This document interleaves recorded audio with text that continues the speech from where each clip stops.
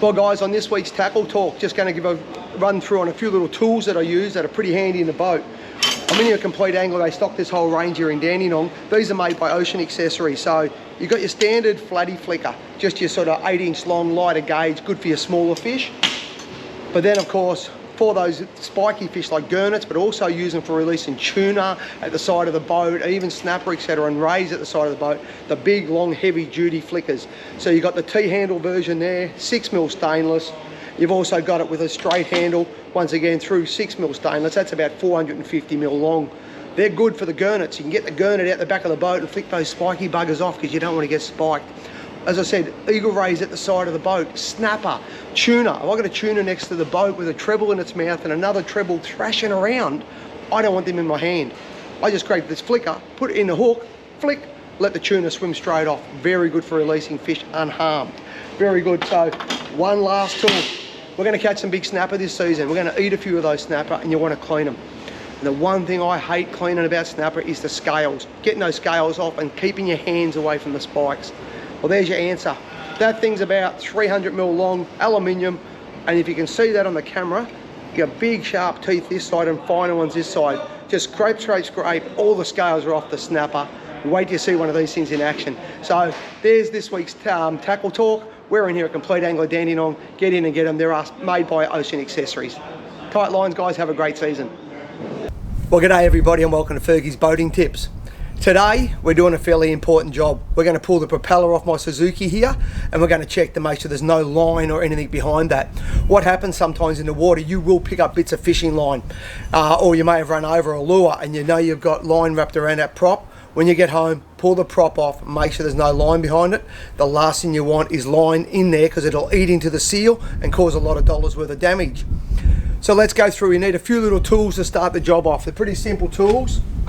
You want a pair of side cutters. Side cutters are really easy to take that old split ring out, a split pin out. I always put a new split pin on. They're cheap, guys. Go down and buy a packet of them, sort of 30, 50 cents each, whatever they are.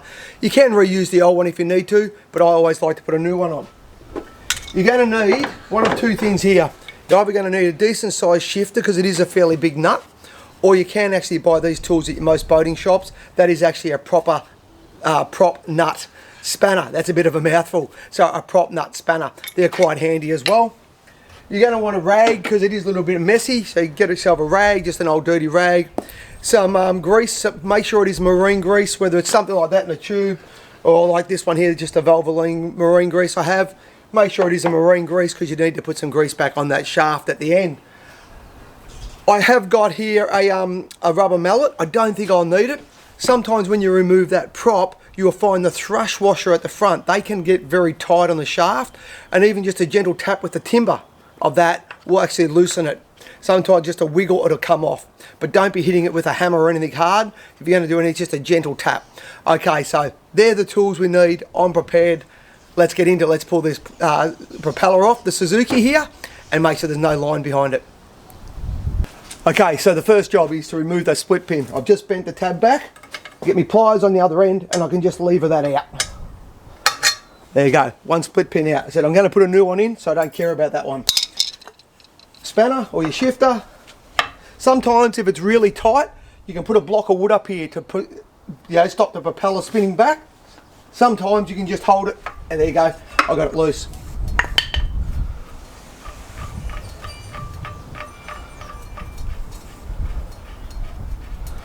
Righto, so take the nut off. Just take note when you pull this off, what order everything was on there, any spaces or any washers that are in there. Just slide him straight off like that. Now, as I said, the thrust washer, that one wasn't too bad. Sometimes it's a bit tight, just a gentle tap either side and off it comes. Now I'm looking in here, there is a seal in down the bottom here on the prop shaft. I'm just checking there is no line on there, just going to give that shaft a bit of a clean up. Just to wipe down the rag. There is no fishing line in there, so bonus. If there was, you would pull that line out. If the line had gone inside the seal, take it straight to your dealer, mate, get them to check it out. So, a little bit of grease.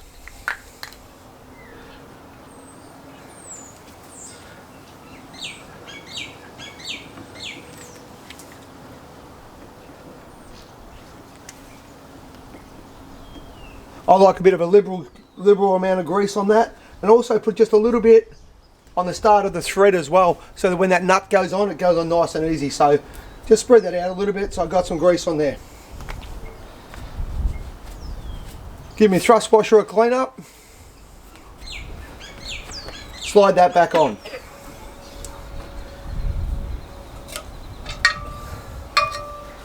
Propeller, make sure there's no dents, no damage or anything in there, that the bush all looks good, and don't drop it. Slide that back on, that's on there. Now on this one I've got a little washer that goes on first, and then, sorry, the spacer there goes on, and then the washer. Put the nut back on. Now there is a proper torque setting for that if you do have a torque wrench. I haven't got a torque wrench handy with me today, but basically we want that nipped up firm, but it's not stupid tight. I'm going to make sure that you've lined up the hole so you can get the new split pin back in.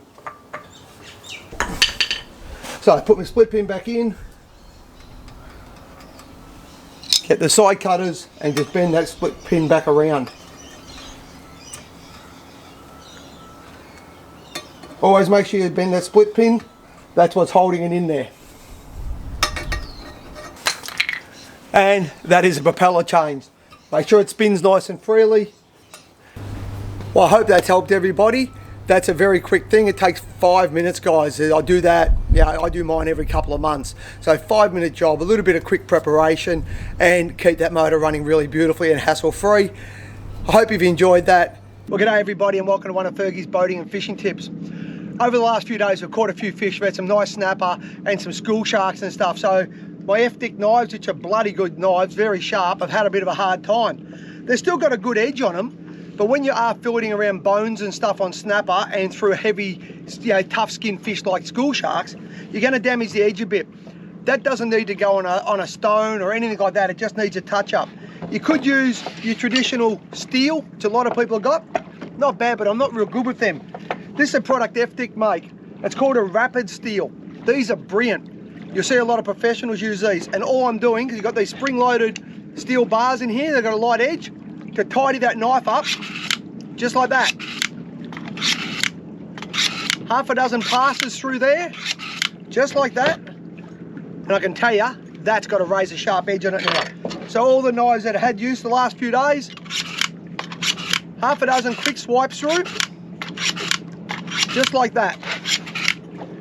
What that thing's doing, when that comes down, that's giving you a controlled angle. So the angle on your blade is going to be spot on. It's going to be straight, and any little burrs that I put on that on fish or banging it on the cutting table, I've just taken away those little burrs and what happens is you take your fine edge and you put a little kink in it, and then your knife is still sharp, but it won't feel sharp. And just doing that, set a few times, and I tell you, I don't want to push on that blade too hard because that's bloody sharp. Handy little tip, it's got a rapid steel from Ep10. Get yourself one of those. Easiest way of putting your edge back on your knives. Hope you've enjoyed that.